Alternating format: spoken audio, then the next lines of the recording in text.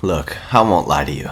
I basically popped out of the womb a week ago. I'm not exactly an old guy, but I am a free guy. And although I've been reviewing movies, I'm no seasoned veteran of movie watching. So with the current film scene being identical to Dwayne "The Rock" Johnson's head, barren, lifeless, and smooth, I see this as a perfect opportunity to visit what are widely considered as classic, timeless movies and see if they're really good or just bloated from nostalgia. So I thought, what better way to start this off than with The Silence of the Lambs. The only thing I knew about this movie going in was the scene where he's all, "It rubs the lotion on its skin, or else it gets the hose again."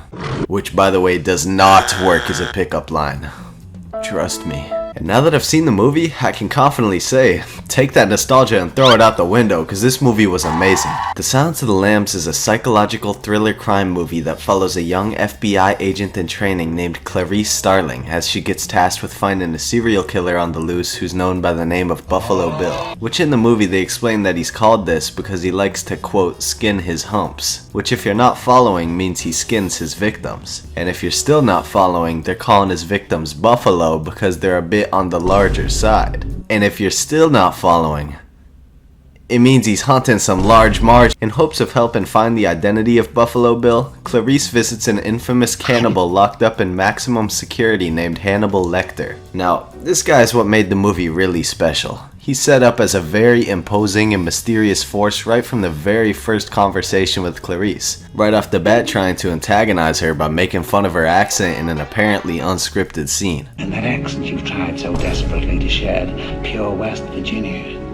What does your father do? Is he a coal miner? Does he stink of the land? What the fuck? Which I think Anthony Hopkins just wanted to say that shit anyway and then cover it up by saying, "Oh no, I'm just method acting." Hannibal helps her on her mission constantly by using his psychiatric genius and personal experiences with Buffalo Bill, but he still makes her figure out the answer on her own, allowing her to shine as the protagonist. And look, Hannibal the Cannibal is a terrible person who's pretty openly evil.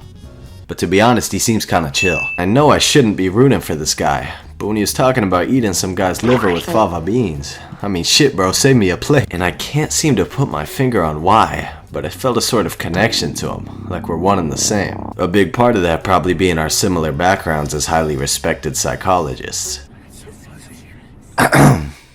She looks sad.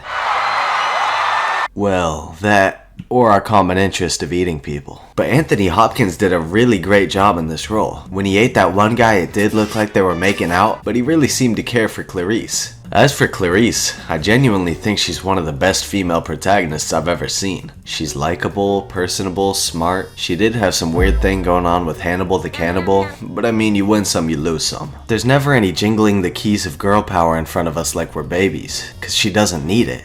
She's the goat without having to tell us. Now, as for the actual tension of the movie, Buffalo Bill is a very troubled guy. I mean, he's trapping ladies down in a pit and making them lotion up so he can turn them into a skin suit. And yeah, that's a terrible thing to do.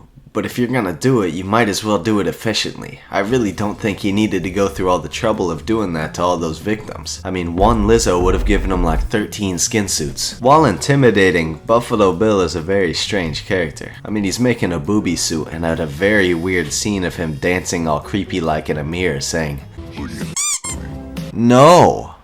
Weird ass. The climax of the movie goes down when Clarice unknowingly ends up in the home of Buffalo Bill. And when she figures it out, she tries to catch him in his own territory on instinct, with no backup. I won't spoil the outcome of the scene in case you haven't watched the movie, but holy shit, that was one of the most tense scenes in any movie I've ever watched. I mean, I was shitting bricks watching it. And I'm not the type to be that sucked into any movie that I'm watching. I mean, the only other movie that got such a genuine reaction from me was Alvin and the Chipmunks' The Road Trip. I cried tears of joy when Theodore got hit by that car.